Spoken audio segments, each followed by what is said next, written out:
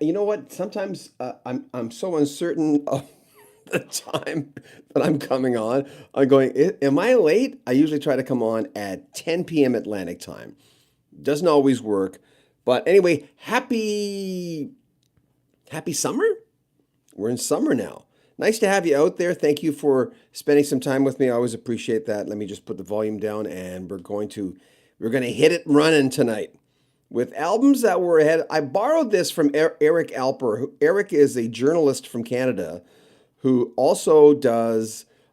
He's a publicist for a lot of people, and I noticed Eric had put this a few weeks ago on his page, and I went, "Yeah, that's a great thing to ask. What albums were in fact ahead of their time?" So I'm thinking of all these outlandish albums. First of all, things that maybe albums that I didn't listen to or I didn't own but had heard. So I'm just flying all over the place. I remember the little brain, my brain's, "Hey, Melody R, you're always first," from Saskatchewan. And I started going, "Well, duh, how about the Beatles?" And then I went, "Oh, wait a minute, let's dumb it down. Let's start it with dumbing it down. There's gonna be some obscure choices that you give us tonight, and I know that, and that's fine, and I expect that. There's gonna be some albums that you tell me about that I haven't even heard of. And that's what happens sometimes when you're too ahead of your time, right? You can become an obscure album. But the trendsetters, Nirvana, Bob Dylan, Elvis Presley, the Beatles, Sgt. Pepper's, Pet Sounds from the Beach Boys, Dark Side of the Moon from Pink Floyd. I made this, someone had sent me a list here of the Dylan albums. Blood on the Tracks, of course, Highway 61 Revisited, Blonde on Blonde. Those albums changed the trajectory for a lot of people. I remember even for me, Night of the Opera by Queen. Any album that would have Bohemian Rhapsody, to me, was ahead of its time because it's things I hadn't heard of. But the ultimate example, of course, would always be the Beatles. Who's Next? Someone had mentioned. You just mentioned the Who Sells Out album. But I noticed on a blog today, I was doing a little bit of research on what other folks might have thought, not just what I thought. Hi, John. I said hello to Steve Hackett for you, and he sends his regards. Oh, thank you. That's so kind of you. I appreciated that. I asked Brandon to say hi to Steve Hackett, a man I've interviewed, I think, 6 times. I can't get, once you get past three, I find it hard. Um, Boston's production on the first album, Ronnie Parker, good one. Yeah, I think so. See, it's a question of it's not only a question of hearing something and going, "I haven't heard that before," um, but that's part of the recipe too, right? Of saying, I've not had this recipe before, and how'd they come up with it? You know what I mean? So Frank Zappa did that to a lot of people. But someone mentioned Nick Drake's Pink Moon because they had said that it didn't sound like it was recorded back in 1972, and I agree with that. I remember I hadn't heard it in years. It was an obscure album in the beginning. I mean, the man passed away, took his own life because he didn't really think he was doing anything with his life, right? XTC Black Sea. Someone had said that it was released in the 80s, but sounded like it was from the 90s. Nirvana's a big one. Nirvana. I always say it, Nirvana. Velvet Underground, a name that keeps popping up all the time. Bill Haley in the comments. There you go. First rock and roll, right? The Who, My Generation. Pink Floyd, Dark Side of the Moon. The Piper at the Gates of Dawn. Like I said, lots of things for Frank Zappa. Zappa. Okay, I'm going to read some of your comments. Doobie doobie doo. It's nice to be on here tonight, by the way. I've been doing yard work all day, and I look down. I'm going, "Oh, I burnt 2,300 calories from going." We have a hill in the back of our house, doing the lawn up and down. It's quite a big yard. So, Split Ends discography. I love Split Ends, and I like the fact that that post punk sort of. Uh, I like what they did, and to me, it sounded different than other people. Hi from Connecticut. Hey, John Adams. How you doing, man? James Bashirs. Hello from Dogtown Road, John. Hope you and the family are well. Thank you. Skeptic Tunes. The Who Sells Out. Yeah, I read that one. Uh, yeah, Brandon Steele, I mentioned again. Brandon said hi to Steve Hackett for me. Saw him in concert, and he sends his regards. And again, I got to read this one as well. Ronnie Parker, Boston's production on the first album, second to none. Like, crazy. Um, Sidekickster, Rush 2112. We mentioned that off the top. Yeah, you can't have a list like this without singing. And I'd say Selling England by the Pound by Genesis. And even The Lamb Lies Down on Broadway, because they stretched to something that was a little out there for some folks, but highly influential albums. But albums ahead of their time, by the very fact that you say that, it should be, oh, iRobot. Yes, Brandon. Great. Yes. I don't know why I didn't think of that one. iRobot by the Alan Parsons Project. Tales of Mystery and Imagination before that. Pyramid, not as much. That came out after that. But I like that string of albums, Tale of Friendly Card, even Eve, I really liked. But iRobot is the quintessential. Oh, Sex Pistols, yes, of course. Thank you. Who said that? Oh, Charles Kaufman. Hey, Charles. Ram by Paul McCartney. That's a debatable one for a lot of people, but it's also highly regarded. I remember having a conversation with saying, "Oh, Band on the Run," because it's so fashionable to say Band on the Run is Paul's best album. And I remember being at a party and two other people said, "Hey, man, it's Ram." Polko picking the pieces. James Bashir, Brandon Steele. Would it be fair to say iRobot? Yes. The Byrds. Yes. Sweetheart of the Rodeo. Bam. That is a huge one. A huge one. And I think maybe people in this Joe Lunchbucket and Evelyn Everybody, tomorrow night we're doing one of these, and another idea I got from Eric Alper. Albums everyone has to listen to. We're going to do that tomorrow night. And this is one of those, I do these because I want to know what your ideas are. And it gives me a pulse of the kind of things that the listeners for Rock History Music are into. As I told you a few nights ago, we're going to start doing for the summertime, and it's probably going to start maybe Friday. We're going to have 3 interview videos. The Wall, good one. Sweet Savage, perfect album. Yes, I always thought it was a single album, but that's okay. The consensus is it was a groundbreaking album that influenced. There you go again. Bob C. Perry, Boston's first album. Yes, bar none. But we're going to do, for your information, by the way, please like our video. We've got only 9 likes. I mean, am I sucking canal water here? Maybe I am. Maybe I am. But we're going to start doing 3 interview videos every single day, including the weekends, because we have so much. We have Lou Gramm coming up. We've got Michael DeRosia coming up, the original drummer for Heart. I talked to Ann Wilson's people yesterday, and it looks like maybe in July I'll get a chance to talk to her. We just got Felix Cavalieri. I did ask him, Felix, from the Rascals, by the way. I said, is it really Cavalieri? He says, yes, in Italian, that's how you say it, but no one says it that way. So he says people say it's a lot easier Cavalieri for them. So there you go. So Bob C. Perry, thank you for mentioning it. You're the third, I think. Hike with Mike, the Cars' first album, ushered in a new wave era, in my opinion. Yep. Abbey Road, perfect. Mr. Farmer, Denise, Mrs. Farmer. William Hunt, Van Halen 1, changed rock forever. Very true, good opinion. Thank you. A Wizard, a true star, Todd Rundgren. Danny Schneider, Santana's debut, great example. Thank you. Again, Bob C. Riley, Van Halen 1, Robert Trower, Bridges of Sighs, yes. Sidekickster, Charles Kaufman, ELP Tarkus, yes. You know what, you'll never get, I don't think you'll get a list of 50 Prog albums without having Tarkus on there for sure. So I did a big thing on ELP when we started losing. Now we've lost 2 of the 3. I did interview Carl Palmer last year. Yes, John Smith, Selling England by the Pound. We mentioned that one a while ago. Good one. I really think so. Skeptic Tunes, David Bowie, maybe Hunky Dory. Ziggy Stardust, yeah. Dwayne. Hello, everyone. Greetings from Edmonton, my Edmonton friend. Dwayne, nice to have you on here, man.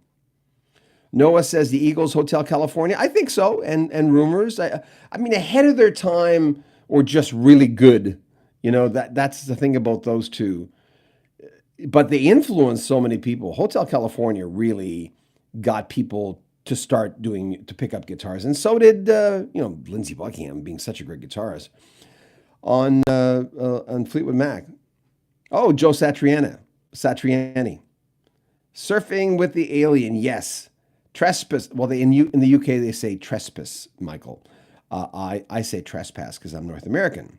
Tales of Topographic Oceans. Yes, Brandon Steele. It's an interesting album because I think it's getting a resurgence.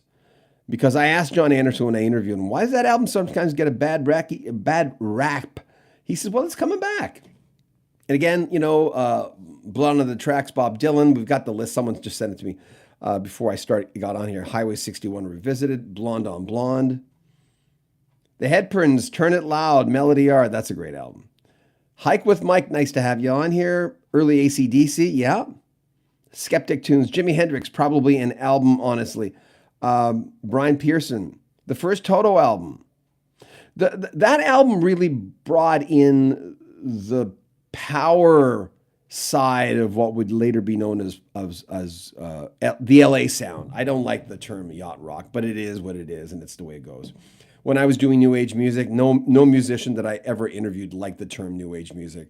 But they said it is. Barbara Higbee from the Windham Hill label once told me, it's new American acoustic music. And I went, that's just way too long. She says, I know. Fragile. Good one, Mike Bell. Yes. Lewis Crow. Apparently Kate Bush's Hounds of Love was 37 years ahead of its time. Yeah. You win the evening. Yes. Perfect. Thank you. I appreciate you guys. Lewis, I appreciate you, man. Thank you. That was funny, poignant, straight to the point. Very true. I think that wins the night. Yeah. I mean, did she reach number 1 on Billboard yet? She was number 4 last time I checked. She was number 1 in the UK. Brandon Steele, underrated album. Underrated, yes. Wind and Wuthering, Genesis. Well, ahead of its time doesn't necessarily mean it wasn't popular. Dwayne says, Delaney and Bonnie albums. Skeptic Tunes. Do the Stores have any albums that were ahead of their time? Greg Parker. King Crimson. In the Court of the Crimson King. Yes, definitely. An album that ranks up there, usually in the top 5 when you have lists of prog albums. The Monks. Black Monk Time. Thank Amiel Music. Amiel. I never know how to say that. Dwayne says the Allman Brothers Band, Live at the Fillmore, one of the greatest live albums of all time. And sometimes it's a magic that just happens between the combo, right? What do we got? Yeah, you see, The Shags. I don't know that album. KMT, The Spirit album. With Nature's Way, yeah. Dwayne, Peter Frampton Comes Alive. As far as a live album, again, like the Allman Brothers Band, there's an album that comes out and it has, everything makes you feel something, right? Every album. I mean, I just listened to Breakfast in America this morning and last night when I was working and finishing the Joseph Williams. By the way, the Joseph Williams whole interview should be up on Rock History Book by now. The podcast is up. There's sometimes just all songs have a feeling to them. All albums have a collective feeling to them. Hopefully, it's some semblance of that. And sometimes a live album just has a feeling of, I don't know, there's electricity, there's magic in the air. I don't know what it is. But listen to the Frampton songs as studio, like something's happening, for instance. Something's happening by Frampton. He opens Frampton Comes Alive with it. The studio track is really good. If I would have heard that by itself, I would have loved it. But the live track, my man. Live Bullet. Speaking of great live albums, yeah. Bob Seger. Where am I here? I've lost my... iRobot, yes. Pet Sounds, Bob C. Perry, your Pet Sounds is on the cover of the banner we put up. Yes. Brandon Steele, Kraftwerk. You know what? If you look up albums ahead of their time, you'll always find a few Kraftwerk albums on there. Sidekickster, Agreed Melody. Oh, Rainbow Rising. MEL Music. Oh, Talking Heads, yes. Charles Kaufman, James Brown Live at the Apollo. James Brown! James Brown! I'll never forget his MC. All I kept hearing all night is, James Brown, give it up, James Brown! It was a great concert. He touched this hand. Joni Mitchell, Court and Spark, and Blue. I would certainly... Joni Mitchell has a few on there, but yeah, Court and Spark and Blue for sure. Michael said Court and Spark. Melody R, Sidekickster, Hike with Mike, Def Leppard, Pyromania from the 80s. It ushered in a different... See, when you get... when you create a lane, right? When you create a lane that isn't necessarily far left or right of anything else, but it's just a unique lane. It's like going down a road one day, you're just following your nose, and you go down there and you go, what the? And it just changes your perspective on where you want to live, what you want it to look like. Maybe you want to work harder to get a bigger house or a smaller, never really smaller houses, but there's something, right? And that's what I think, I think Pyromania might have done that for some people. I wasn't a big Def Leppard fan, but I got it. I really got it. Skeptic Tunes, the Doors debut album. I was listening to that while they were playing some tunes from classic tracks on Sirius XM today. Oh, Bowie Lowe, yes, Crimson King. Don Campbell, Dead Can Dance. Oh, I love Dead Can Dance. Lisa, I love that woman. Thaddeus, David Bowie, Diamond Dogs. Right Note. Days of Future Past, Moody Blues, of course. Yeah. See, you're also looking at some... How do I put this? The Rock and Roll Hall of Fame, that should be a major criteria for them. It just... So some of the people on my list were, a lot of things from Elvis, Dylan, because Elvis came onto the scene and now the movies. Is the movie out yet? The Beatles, Dark Side of the Moon, Night of the Opera for me by Queen, because anything with Bohemian Rhapsody, like I said, off the top is great. Sorry, it's 10:30 here. Pink Floyd, Piper at the Gates of Dawn, The Who, My Generation. Someone had mentioned Bill Haley in the comments. Velvet Underground, of course. Multiple things. Talk. Spirit of Eden. I put that down there. And Laughingstock. Mark Hollis was a complete genius. We lost him a few years ago. But Mark Hollis, after he got off the pop sort of horse, just gave us this haunting, cerebral, just beautiful music that just stays with you and makes it better somehow. Gives you understanding. You know how some music, sometimes even without words, his had words, but just brings you to a place. XTC Black Sea. Nick Drake's Pink Moon. Someone had said on a chat room that I checked out today. It was not live. It was just an old, I don't know what you call those. Anyway, it said that it didn't sound like it was recorded in 72. Thaddeus, Leon Russell, Everything. Charles says Joy Division, Unknown Pleasures.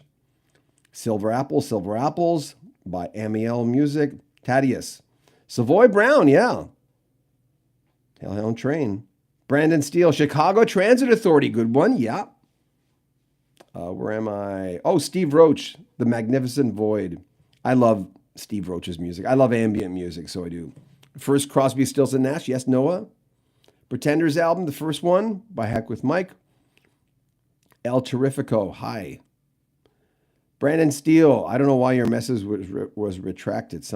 Did you retract it or did why are these messages being retracted? Can you let me know if you retracted them, you changed your mind, or did YouTube retract your message?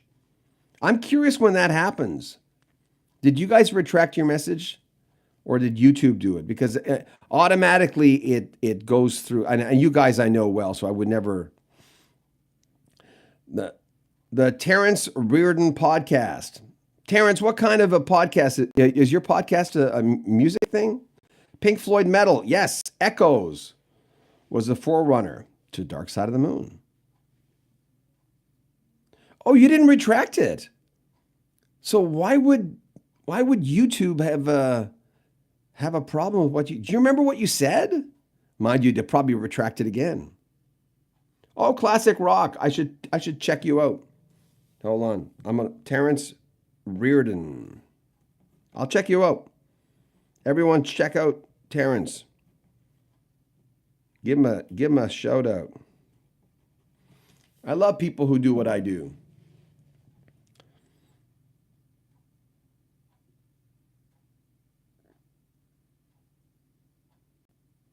Oh, sure. I'll find that. Don Campbell. He's got 70 episodes. Right on. Uh, where am I? I'm all lost here. Oh, the band's first album, Ronnie Parker, Don Campbell. Check out my program, Find Music on YouTube, 70 episodes. Don Campbell, I'll write you down. Thank you.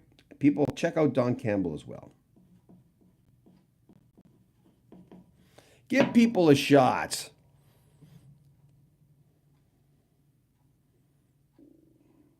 If, you know what? Sometimes we put this out as a podcast, and there's these long silences where I'm reading. Brandon Steele, your messages didn't show up as retracted. Oh.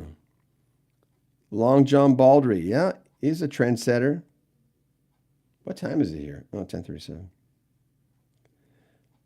Classic Rod podcast. Well, thank you, Terrence Reardon. I would press it now, but I can't because um, are when the user deletes them. Oh, but he just said they didn't delete it. So he said that he didn't.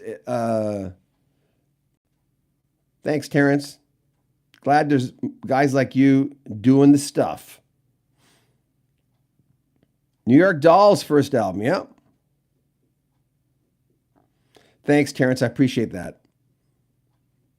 It just for us, in our case, it became easy because I've just been doing radio I'm going on my 40th year. So I was always the radio guy at the radio stations that I worked at.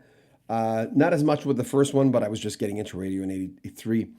But so I was always the interview guy. So I thought, well, I'm just comfortable doing interviews. Oh, never mind the bollocks. Yeah, Sex Pistols.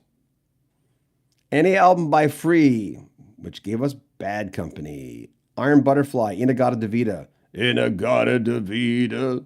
Boss. Hey, Gene, you are probably the seventh person mentioning the first Boston album because it just was and hard to replicate. You know, there are a lot of people who did try that harmony thing, but it didn't always work. You know, it's a hard thing. We've only been on for 23 minutes.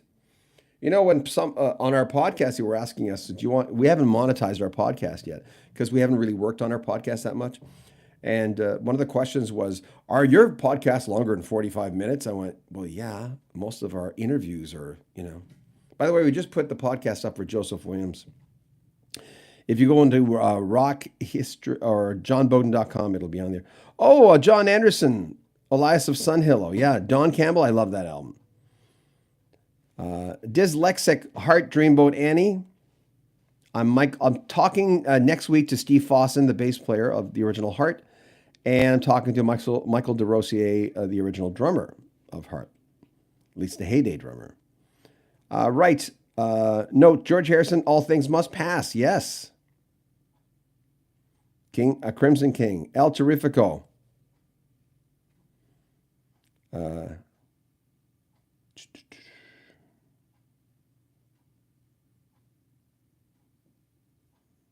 Okay, hold on. I'm looking through. Hike with Mike Cheap Trick live at Budokan. Yeah. Or Budokan, as some people would say. ZZ Top Eliminator. I don't know if it was ahead of its time, but maybe. I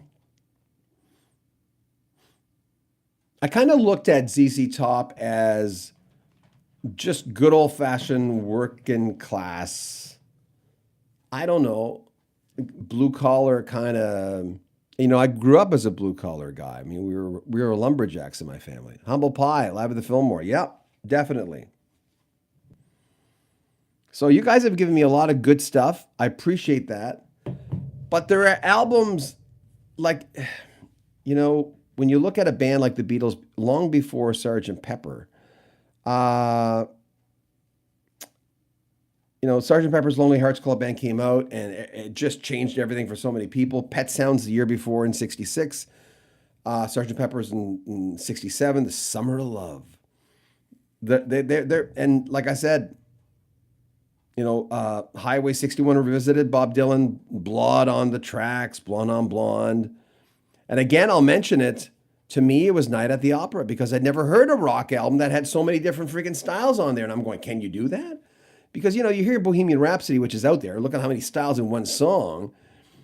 And then you realize the album is the same way via the songs because you had so many different things. And then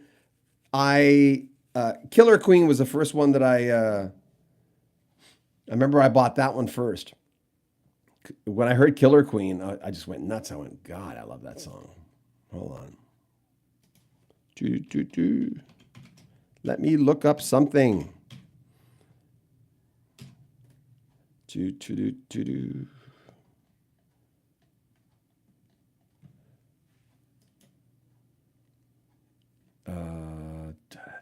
Oh, yeah, the album Sheer Heart Attack. It's not Killer Queen. I knew I was wrong. And I like the song Sheer Heart Attack. Remember that? Sheer Heart Attack, yeah. I haven't looked at that album for so long. I don't have it on vinyl anymore. But and you remember Misfire, the little ditty song on that album? I think it was the last song. I don't know. Was it the last song on the album? Let me look it up. I haven't heard it in so long. It's crazy. They don't have the song listing on here. I don't understand why. Oh, here it is. Let me look it up. I'm gonna look it up. If this was a podcast, you'd go, this guy has no freaking idea what he's doing. Misfire. Wasn't that on this album? Oh, maybe it wasn't. Yeah, it is. Track 10. Okay, I'm gonna get to your comments and I gotta do my radio show. Great Queen albums, Crimson King. Joshua Tree, you too. Speak English with this guy. Nice to have you back on here. Oh, don't forget to like this. Yeah, we've only got 35 likes. So that might mean we're sucking canal water tonight, but I hope not. Todd Rundgren. Yes, that one came up. Right notes. Yes. Thanks, Terrence. I haven't heard Sheer Heart Attack. I'm embarrassed to say in maybe 30 years. I haven't heard that album. Speak English with this guy. So underrated. Oh. Hold on. Oh, Dred Zeppelin. Yeah. Dred Zeppelin, remember? We used to make jokes about Zeppelin, Fred Zeppelin. We used to do all this kind of stuff. Anyway, guys, unfortunately, I had to have a short one tonight. But thank you for coming on. I appreciate you being out there. I didn't know I was pure. Yeah, Dred Zeppelin were hilarious. You're right, Terrence. I didn't know till I got on here. I'm going, man, I'm actually really tired. It's all that gardening stuff. Like, that's a lot of calories. I'm going to have a little tiny bit of scotch and I'm going to go to sleep. I'm going to see if my Joseph Williams full interview is up yet. Hey, Chase. Have a great night. Speak English with this guy. Please come on more. Hey, this guy's an English teacher and helps people speak the language, which is really nice. And hopefully making a living on YouTube as well. But my very first album was Boston's first album. I was knee deep by that time, but you know what? In some ways, that was people's first album of that ilk, right? So thank you, guys. Unfortunately, tonight my tiredness has caught up with me, but this has been fun. And please like the video. it makes a big difference when it comes to, its performance on YouTube. So anything ELO, yeah, not anything, but new world record, out of the blue. I think those were good. 50 likes. Come on, one more. One more like before we go. Just click that like button. I'm gonna go. What if I say I'm not leaving till I get? Cheers, folks. Anyway, I can't wait. Please like our video. Take care of yourself.